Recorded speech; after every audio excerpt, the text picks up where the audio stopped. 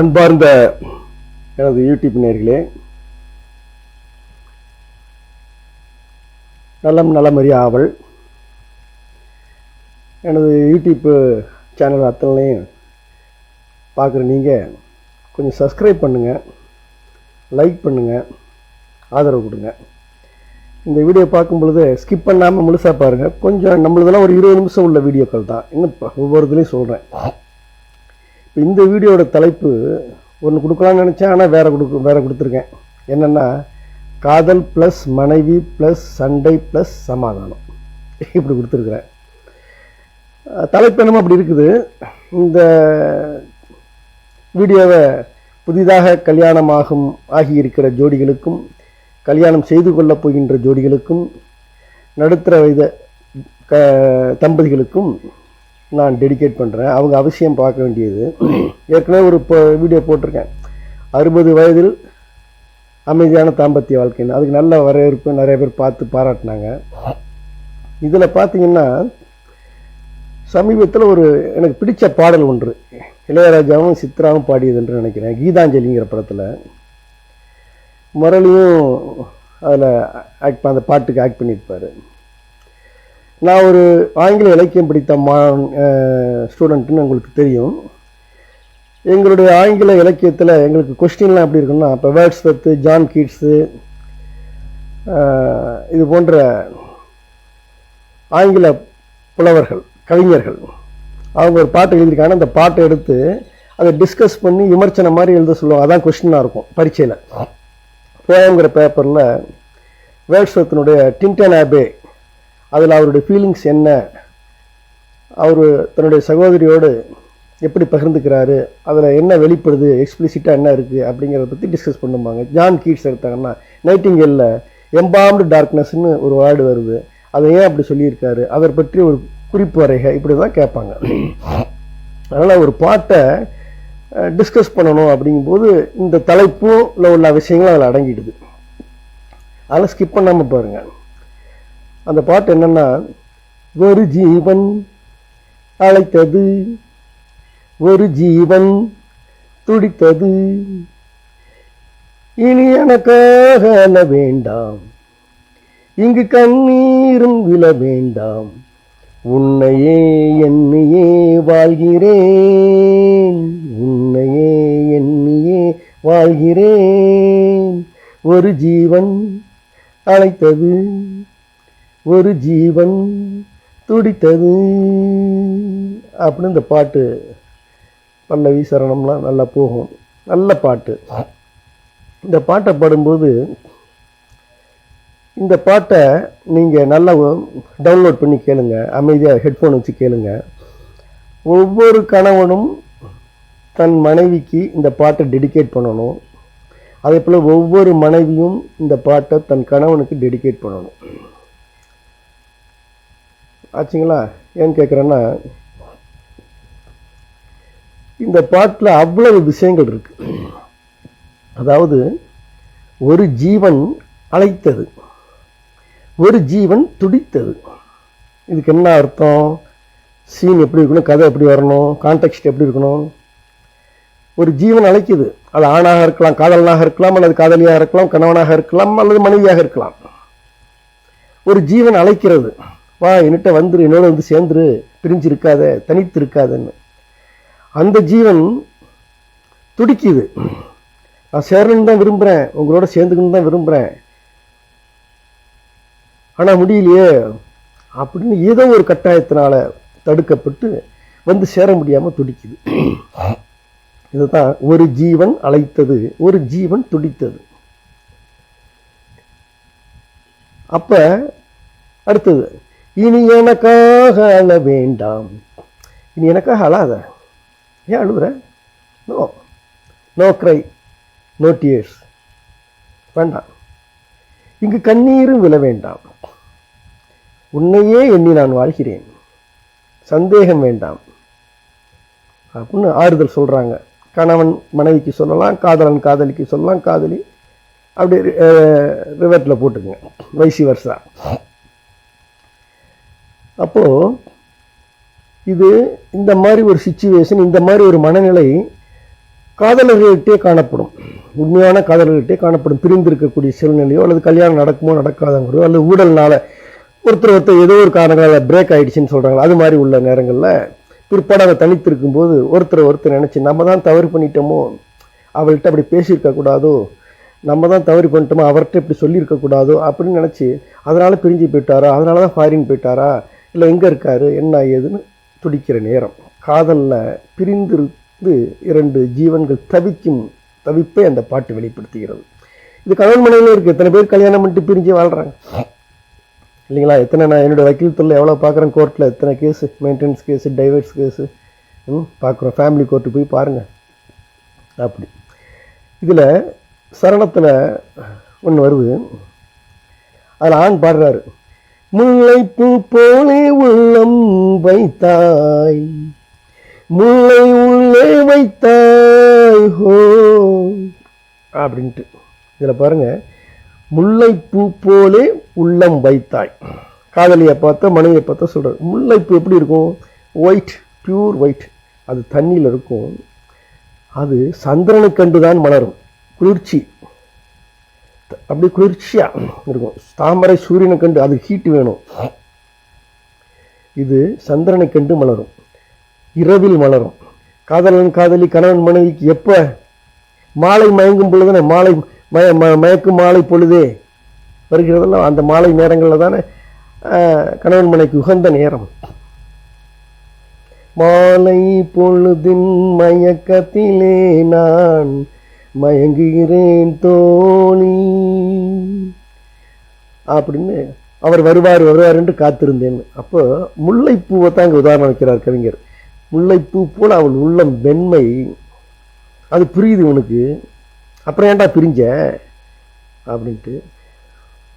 முல்லை உள்ளே வைத்தாய், முள்ளு போல குத்துறியே. அவள்கிட்ட சில குணநலங்கள் இயற்கையாக சல்லு புல்லுன்னு விழுந்துருவா, கடுப்படிப்பா, அது பண்ணுவா, எல்லாம் பண்ணுவான். சடா பண்ண விழுந்துட்டியே, அதை சொல்றார், நீ செய்த குறை. முல்லைப்பூ போலே உள்ளம் வைத்தாய், முல்லை உள்ளே வைத்தாய் ஹோ. அந்த ஹோ எதுக்கு அப்படின்னா,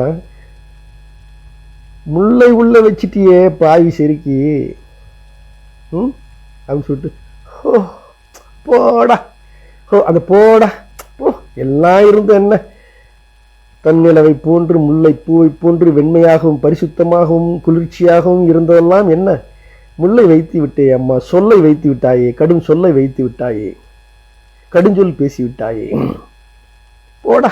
அந்த போடாவை கவிஞர் எப்படின்னா ஹோ ஹோனா ஹோ மை காட், இங்கிலீஷ்காரங்க பாருங்க ஹோ மை காட் இப்படி ஆயிடுச்சே அப்படிங்கிறத இந்த ஹோ மை காட் போடா நம்ம தமிழில் கொலைக்கிறா சொல்லணும்னா போடா, போனால் போட்டும் போடான்ல, இது போடா என்ன அப்படி ஆயிடுச்சு.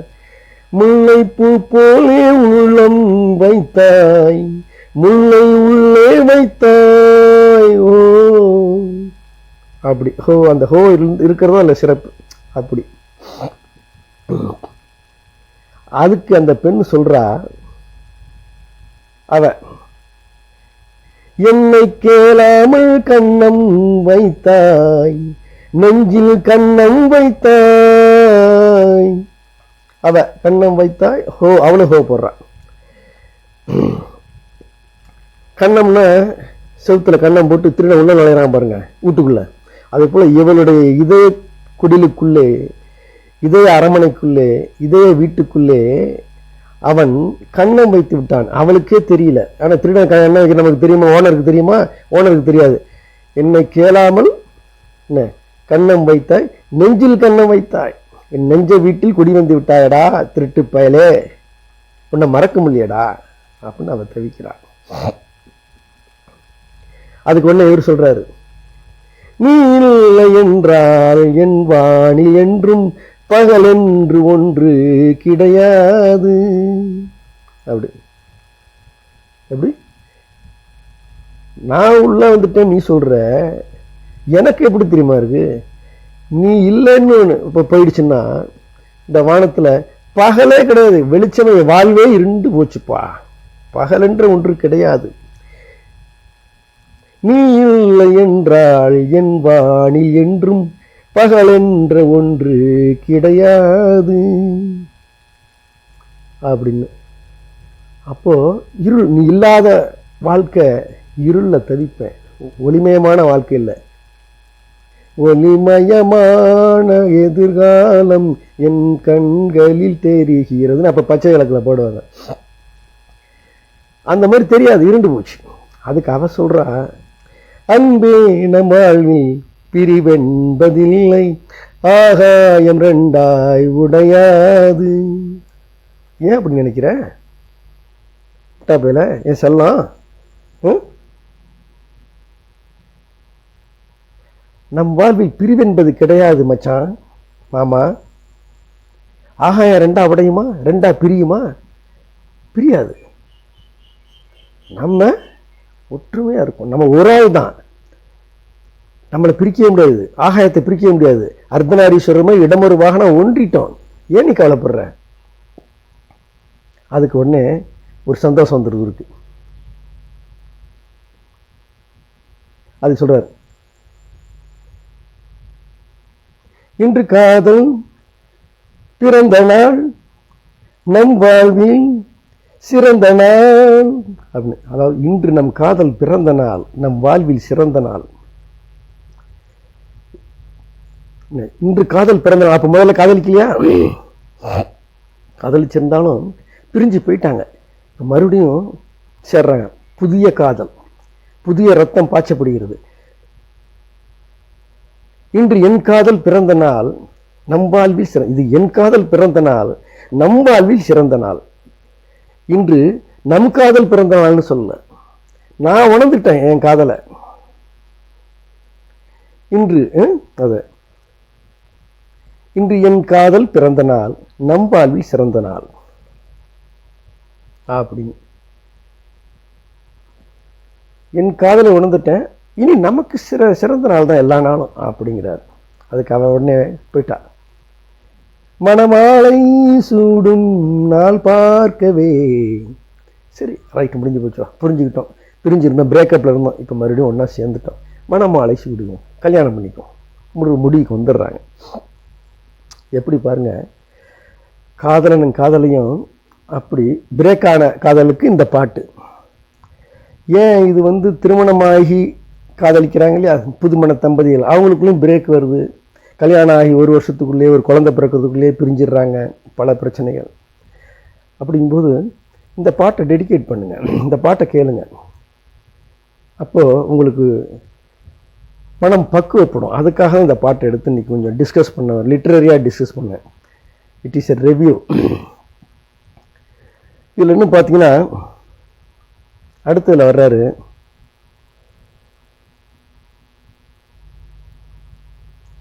பெண் சொல்கிறா, முத ஒன்று நோஸ்டாலஜி போயிடுறாங்க, பழைய நினப்புக்கு. உன்னை நான் கண்ட நேரம் நெஞ்சில் மின்னல் உண்டானது. உன்னை நான் பார்த்தோன்னே மனசுக்குள்ள 1000 வால்ட் 11,000 வால்ட் டிரான்ஸ்ஃபார்மர் இருக்கும் மாதிரி மின்னல். அப்படியே என்ன பிரிஞ்சிருக்காங்க, காதலன் பிரிஞ்சுட்டாங்க, பார்க்கல. திடீர்னு அவள் எடுத்து அவள் பஸ்ஸாக வந்து நிற்கிறா. நான் அவளை பார்க்குறேன், பிரேக் ஆகிடுச்சு, சேரல, பிரேக் ஆகிட்டா. அவள் யாரோ நானோ யாரோங்கிற மாதிரி ஆகிட்டேன். அவளை பார்த்தோன்னே எனக்கு மின்னல் உண்டாகும், அதே மாதிரி அவளுக்கு அப்படின்னு ஒரு அதிர்ச்சி வருங்க. அதை அனுபவித்து பார்த்தவங்களுக்கு தான் தெரியும். அதை பார்த்தோன்னே அப்படி தவிக்கும் ஒரு மின்னல், பகீர்னு அப்படியே இங்கேருந்து வரணும். அதை அப்படியே எழுதியிருக்காரு. உன்னை நான் கண்ட நேரம் நெஞ்சில் மின்னல் உண்டானது. அது காணு. என்னை நீ கண்ட நேரம் எந்தன் நெஞ்சம் துண்டானது.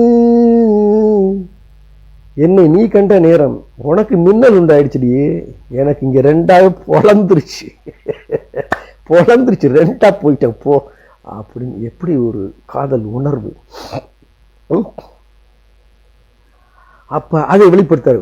உனக்கு மின்னல், எனக்கு ரெண்டு துண்டா போச்சுடி அப்படின்னு அப்புறமா பேசிக்கிறாங்க. அப்ப காணாத அன்பை நான் இன்று கண்டேன், காயங்கள் எல்லாம் பூவாக. காணாத அன்பை இதுவரை வந்துட்டு அந்த மாதிரி அன்பை பார்க்கலையா, இப்போதான் ஏன் பார்க்குறேன், இந்த பிரேக்குக்கு அப்புறம் தான் ஏன் பார்க்குறேன். கணவனும் சொல்லலாம், மனைவி சொல்லலாம், பிரிஞ்சிருக்கிறவங்க மறுபடியும் இதை பாருங்க. காணாத அன்பை நான் இன்று கண்டேன், காயங்கள் எல்லாம் பூவாக. அந்த அன்பு நீ படுத்தின காயம்லாம் அப்படியே பூவா போயிடுச்சியா. இவரு அம்மா நீ சொன்ன சொல்லலாம், சொல்லால் அடித்த அடியெல்லாம் அப்படியே மன்மதன் மலர்கணைகளாக வந்து விழுந்து விட்டது அப்படின்னு இவர் எடுத்துக்கிறாரு. அடுத்து சொல்றாரு பாருங்க, அதான் ஆண். காமங்கள் ஒன்றே என் காதல் அல்ல, கண்டேனே உன்னை தாயாக. ஆஹா, என்ன ஒரு இது மெச்சூரிட்டி. இந்த பிரேக்கு அப்புறம் மெச்சூரிட்டி வந்துருச்சு. காமங்கள் ஒன்றே நம் காதல் அல்ல. இந்த இடத்துல கொஞ்சம் நல்லா பேசணும் அழுத்தம் திருத்தமா, அந்த 60 வயசுக்காரங்களுக்காக. கண்டேனே உன்னை தாயாக, இப்படிதாங்க. அதாவது காதல், மனைவி, சண்டை, சமாதானம், இந்த டாப்பிக்கை வச்சது காரணம் இந்த சரணம், இந்த ஸ்டான்ஸா தான். ஆரம்பத்தில் சிறு வயசுல காமமும் இருக்கும் அவசியம் இல்லறத்தில். கொஞ்சம் கொஞ்சமா 2 பிள்ளை பெற்று அந்த பிள்ளைங்களாம் வளர்ந்து எல்லாம் ஆகி இப்போ மனைவிக்கு மெனோபாஸ் பீரியட் நின்று இவருக்கும் எல்லாம் கலண்டு ஓய்ஞ்சி போயிட்டார், வயசாகி போச்சு, காமங்கள் இல்லை. அப்படிங்கும்போது அப்பயும் அந்த காதல் தொடரணும். எப்படி தொடரும்? அப்போ காமங்கள் இல்லைன்னா ரொம்ப பேருக்கு இப்போ நான் சமீப காலமாக பார்க்குறேன், இன்னும் ஒரு 20 வருஷத்துக்கு முன்னாடி இளம் வயசு பொண்ணுங்களும் ஜோடிகள் தான் பிரிஞ்சுக்கிட்டு இருந்தாங்க. இப்போ முதியவர்கள் 55-60 தாண்டியவர்கள் தம்பதிகளுக்கிடையே பிரிவு வருது. அந்த பிரிவு வந்தால் நிரந்தரமாக பிரிகிறாங்க. ஒரு வீட்டுக்குள்ளே பேசாமல் இருக்காங்க அல்லது பிரிஞ்சு போயிடுறாங்க. இவர் ஹோட்டலில் ரூம் எடுத்து தங்கிக்கிட்டு இருக்காரு, அந்த அம்மா வந்துட்டு அது பாட்டுக்கு மிஷின் மாதிரி போகுது, தான் பிள்ளைகளோட போயிடுது, இல்லைன்னா மகளோட போயிடுது, இல்லை அப்படி இல்லைன்னாக்க தனியாக அது இப்போ சம்பாதிக்கிற பொம்பளை இருந்தால் அது தனியாக வாழுது. இப்படி ஒரு அவல நிலையை நான் பார்க்கிறேன். அதை வச்சுக்க தான் 60 வயதில் அமைதியான தாம்பத்தியங்கிற ஒரு டாப்பிக்கை போட்டு எழுதியிருக்கிறேன். இந்த வேர்டு பாருங்க, காமங்கள் ஒன்று என் காதல் அல்ல, கண்டேனே உன்னை தாயாக. அப்போ அந்த காதல் கொஞ்சமாக மெச்சூரிட்டி ஆகி எப்படி வந்துடணும்னா, மனைவியை அவள் அழகு போயிடுச்சு, அந்த கம்பீரம் போயிடுச்சு, அந்த ஸ்டிஃபாக இருந்ததெல்லாம் போயிடுச்சு, தொலைந்து போயிட்டா. அப்படி போய் பார்த்தோம்னா தொடையெல்லாம் அப்படியே இழைச்சி போய் கையெல்லாம் குச்சி குச்சி ஆயிடுச்சு, அப்படி ஆயிட்டா. அப்போ அவளை பார்த்தா நமக்கு காதல் வருமா, காமம் வருமா?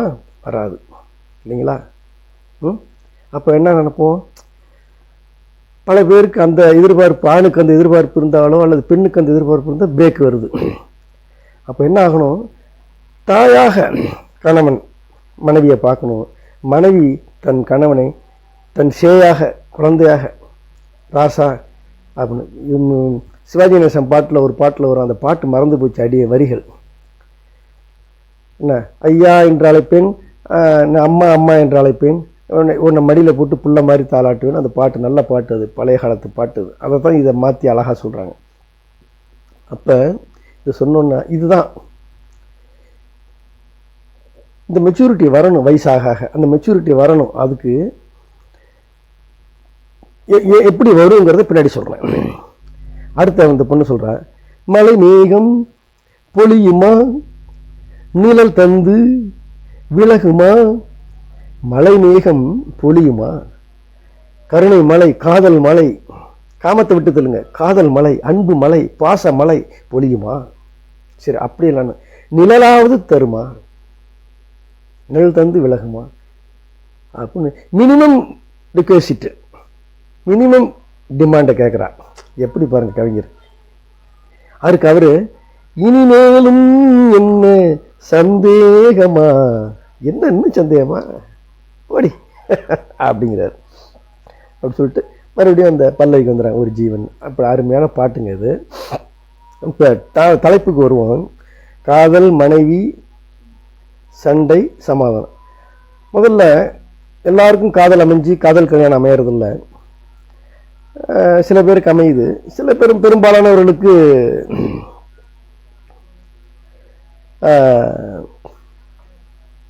அரேஞ்சு மேரேஜ் இல்லைங்களா? ரொம்ப கூட ஜாஸ்தி பேசிகிட்டே போகிறோன்னா புரிஞ்சுங்க. அதாவது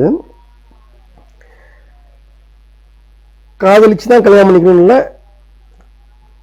கல்யாணம் பண்ணதுக்கப்புறம் காதலிக்கலாம். அதான் இந்த ரெண்டும் ஒன்றா ஆக்கிடுவோம். காதல் மனைவி ரெண்டும் ஒன்றா ஆக்கிடுவோம். காதல் மனைவின்னு வச்சுக்குவோம், காதல் கிளின்னு வச்சுக்குவோம். சண்டைகள் வருது. இப்போ என்னுடைய வாழ்க்கையில் பார்த்தீங்கன்னா நான் எடுத்துக்கிறேன், அதை சொல்கிறேன் பாருங்கள். ஒரு நிமிஷம். ஒரு சின்ன ஒரு வேலை அதை செஞ்சுட்டு வந்தேன். ஆனால் 2 வீடியோவும் இணைச்சிட்டேன். காதல் மனைவின்னு சொன்னேன். அப்படி சண்டைன்னு வரும் பொழுது கணவன் மனைவி வாழ்க்கையில் ஒரு 30 வருஷமோ 40 வருஷமோ சேர்ந்து வாழ்கிறாங்க. Whether it is an arranged marriage or love marriage, that doesn't matter. Sunday வராமல் இருக்குமா சொல்லுங்கள்?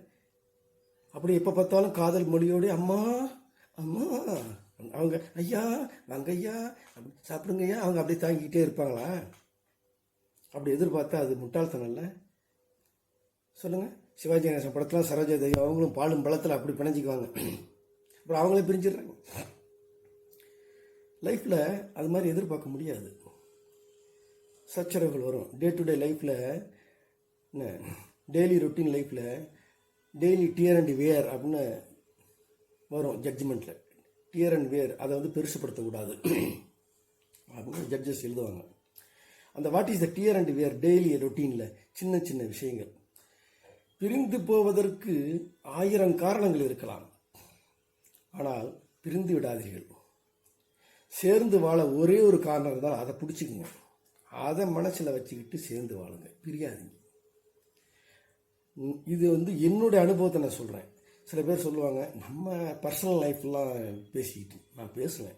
என் வாழ்க்கை திறந்த புத்தகம்.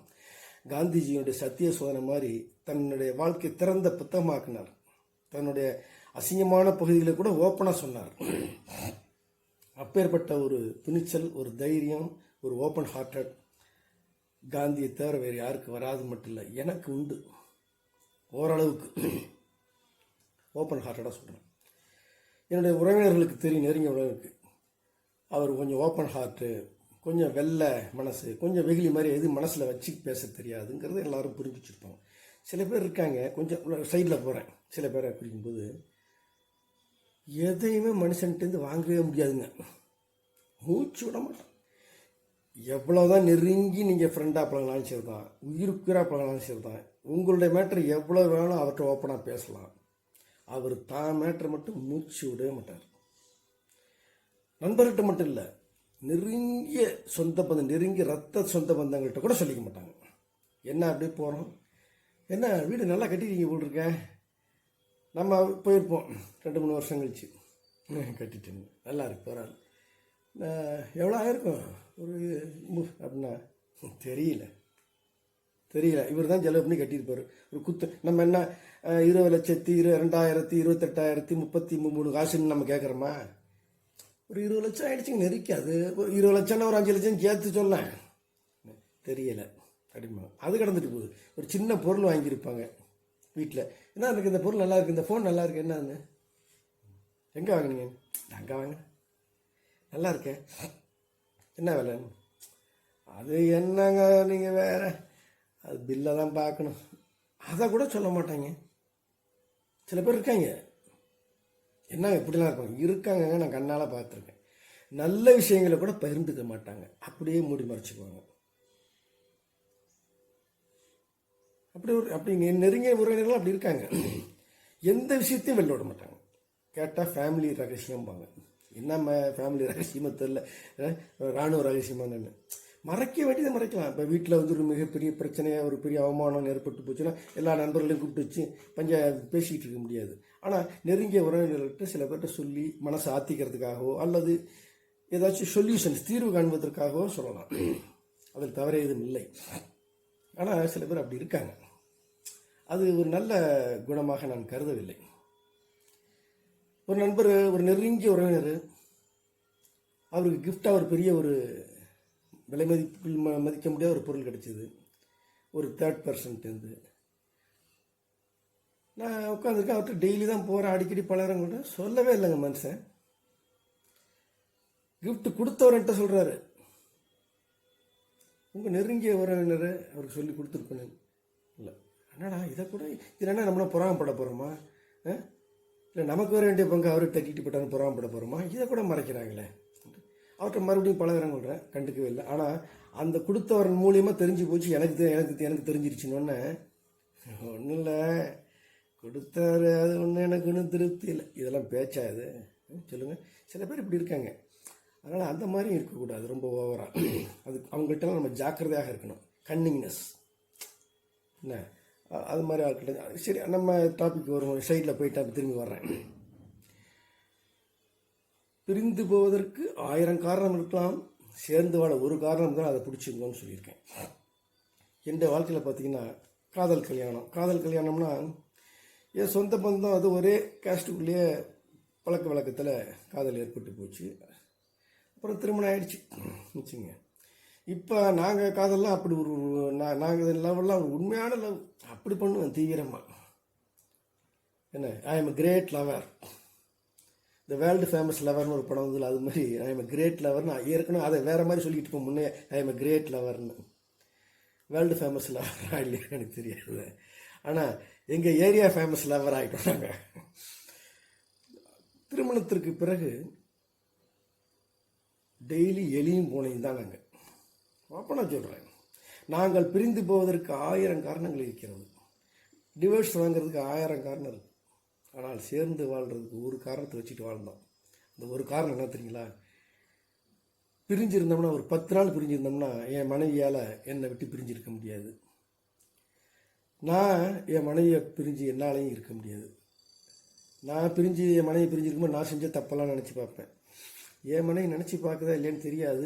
அவங்க சொல்ல மாட்டாங்க ஓப்பனாக. என்னது முதல்ல சொன்ன பாருங்கள், எதுவும் ஓப்பனாக பேச மாட்டாங்க. அதில் கொஞ்சம் அவங்களுக்கும் கொஞ்சம் அந்த ரத்தம் ஓடும், சொல்லிக்க மாட்டாங்க. ஆனால் நடை உடையில் அந்த மாற்றம் தெரியும். அப்புறம் கொஞ்சம் நாள் ஓடும், அப்புறம் மறுபடியும் வர.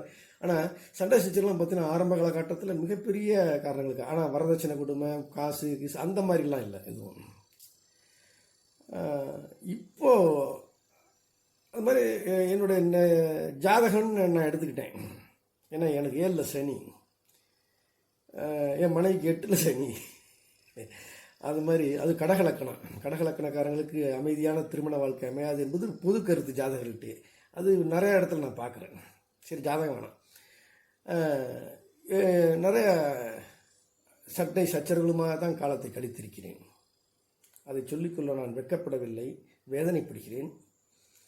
என் மனைவி கூட ஏன் அதை பேசுனேன்னு அதுக்கு ஒரு சண்டை வளர்த்தாலும் வளர்க்கலாம், அதையும் தாங்கிக்குவோம். எதுக்கு சொல்லுவோன்னா, மற்றொரு பாடமாக இருக்க வேண்டும் என்பதற்காக. என்னுடைய சந்ததிகளுக்கோ என் நண்பர்களுக்கோ இனி வரக்கூடிய இளைஞர்களுக்கோ யுவதிகளுக்கோ இது பாடமாக இருக்க வேண்டும். பட்ட பின்பு சொல்லும் ஞானம். இப்போ பார்த்தீங்கன்னா அவங்களுக்கு 60 வயசு ஆகிடுச்சு, எனக்கு 68 இப்போ நுழைய போகிறேன். August 68. I am going to enter touch தி 68. நான் கொஞ்சம் திடகாத்திரமாக இருக்கேன். கொஞ்சம் அந்த வயசுலேருந்து ஒரு 10 வயசு 5 வயசு கம்மியாக தெரிவேன். ஆனால் என் ஒய்ஃப் நல்ல சிறு வயசில் பார்த்தீங்கன்னா அப்படி ரோஸ் கலர் சோனியா காந்தி மாதிரி இருப்பாங்க. அவ்வளோ அழகு. அப்படி அப்போல்லாம் தாவணி தான், சுடித்தர கிடையாது. அந்த தாவணி கட்டிக்கிட்டு அந்த ரோட்டில் நடந்தால் அப்படி ஒரு தேர் போகிற மாதிரி இருக்கும். திடீர்னு புடவை கட்டினா மிகப்பெரிய ராணியே ரோட்டில் இறங்கி நடந்து வர்ற மாதிரி இருக்கும். அவ்வளோ கலரு, அவ்வளோ ஸ்ட்ரக்சரு அப்படிலாம் இருந்துச்சு. ஆனால் இப்போ அவங்களுக்கு 60 தான், 7 வயசு வித்தியாசம் எனக்கும் அவளுக்கும். என்னை விட மிகவும் தளர்ந்து விட்டார்கள். அதுக்கு காரணம் என்னென்னா, தொடர்ந்து வாழ்க்கையில் புயலும் போராட்டமும் சுனாமியாக இருந்துச்சு. அது என்னுடைய வாழ்க்கை அப்படி அமைஞ்சிருக்கு. அதுக்கு நான் என்ன செய்ய முடியும்? பல்வேறு காரணங்கள். ஆனால் இந்த சண்டை சச்சரவு மட்டும், பிணக்குகளை மட்டும் எடுத்துக்குவோம். இப்போ கூட பிணக்குகள் ஒரு மாதத்துக்கோ ஒரு தடவை என் மனைவிக்கு எனக்கும் பிணக்கு வந்துடும். ஒரு நாள் 2 நாள் பிணக்கில் ஓடும், அப்புறம் சரியாயிடும்.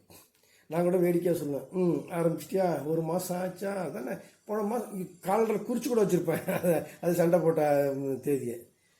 அடுத்து 1 மாதம் தப்பி போனால் ஒரு அதிர்ஷ்டம் இருந்தால் இன்னொரு 15 நாள் 1.5 மாதம் ஆகிடும். இப்படியே தான் இருக்கிறது. என்ன காரணம்? ஒன்றும் பெரிய காரணங்கள் இல்லை, சின்ன சின்ன காரணங்கள் தான். வெறும் ரொம்ப அல்ப காரணங்கள்லாம் இருக்கும். நான் பக்குவப்பட்டு நான் பெருசாக எடுத்துக்கிறேன். ஆரம்ப காலகட்டத்தில் நான் இளைஞனாக இருந்தவங்களும் எனக்கு வேகம் வரும், நீ என்னடா பார்த்துக்க வாடி அப்படிங்கிற மாதிரிலாம் இருக்கும். இப்போ அது மாதிரி இல்லை. அந்த அளவுக்கு பலம் இருக்கிறதா இல்லையாங்கிறது வேற. பக்குவமாய் அவ்வளோதான் அப்படின்ட்டு. Nobody can change nobody. யாரையும் திருத்திட முடியாது, மாற்றிட முடியாது அப்படிங்கிறத புரிஞ்சுக்கிட்டு வந்துட்டேன். இதனால் என் மனைவிக்கு என்ன ஏற்பட்டு, நான் அடிக்கடி சொல்லுவேன், வேண்டாம் சின்ன சின்ன விஷயங்கள் இதெல்லாம் பெரிதுபடுத்தக்கூடாது. ஏன்னா என் மனைவிட்ட ஒரு கெட்ட பழக்கம் என்னென்னா, ஒரு சின்ன விஷயம், இப்போ ஏதாச்சும் ஒரு சின்ன விஷயத்தில் மூஞ்ச காட்டிட்டேன்னா டக்குன்னு அவங்க என்ன பிடிச்சிக்கோன்னா ஒரு 40 வருஷத்துக்கு முன்னாடிலேருந்து போயிடுவாங்க. அது எல்லாம் கோத்து இழுத்துக்கிட்டு ஒரு பாதாள கரையில் வர்ற மாதிரி. நான் சின்ன விஷயத்தில் என் மேலே அக்கறை இல்லை, ஒன்று என்னை கவனிக்கல ஒன்று, ஏன்னா அப்படி ஒரு விதமான இது வருமான சிண்ட்ரோம் அப்படின்னு சொல்லலாம். இப்போ சைக்கேட்டப்போ அதுக்கு ஒரு ஃபோபியா கூபியா சிண்ட்ரோம் தண்ட்ரோம் அப்படின்னு எதுவும் சொல்லுவான். ஆனால் ஒரு வகையான ஒரு மனம். இதுக்கு ஏன் அவர்கள் ஆனாங்கன்னா, திருமணத்திற்கு பிறகு நான் வக்கீலாக இருக்கிறேன், அப்போ தான் லவ் பண்ணுறோம். திருமணத்திற்கு பிறகு அவர்கள் எதிர்பார்த்த வாழ்க்கையை நான் அவர்களுக்கு கொடுக்கவில்லை என்ற பாதிப்பு இருக்குது. ஆனால் ஒத்துக்க மாட்டாங்க. அப்படிலாம் இல்லை, நான் பெருசாக ஒன்றும் எதிர்பார்க்கல அப்படிம்பாங்க. ஆனால் உள்ளுக்குள்ளே அந்த பாதிப்பு இருக்குது என்பது தான் உண்மை. ஆனால் என் மனைவி இதுவரையும் அதை வாங்கி கொடு, இதை வாங்கி கொடு, அந்த நகை கொடு, இந்த படம் எடுத்துக்கணும்னு கேட்டது கிடையாது. சாப்பாட்டை கூட பெருசாக கேட்டது கிடையாது.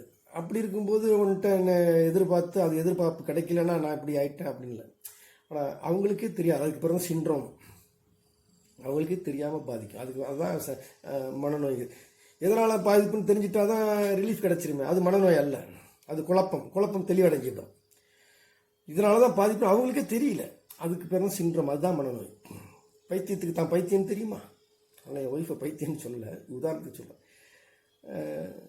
நமக்கு வயிற்று வலி இருக்குன்னா அது எதனாலன்னு தெரிஞ்சிட்டா அதுக்கு சிகிச்சை தெரிஞ்சிடும். தெரியாத வரையும் குழப்பம்தான். அதுபோல் இதனால் என்ன ஆயிடுச்சுன்னா, அவர்களுக்கு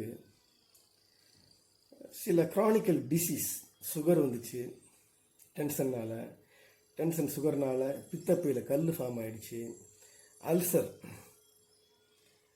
கேஸ்ட்ரிக் அல்சர், பெப்டிக் அல்சர் உணவு பழக்கத்தால், தவறான உணவு பழக்கத்தால் வரும் பெப்டிக் அல்சர். அது வந்து டியோடினம் என்ற முன் சிறுகுடலில் வர்றது. கேஸ்ட்ரிக் அல்சர் இறைப்பையில் மேல் பகுதியில், இறைப்பின் சைடு பகுதியில் வர்ற புண்கள். இது மன அழுத்தத்தாலும்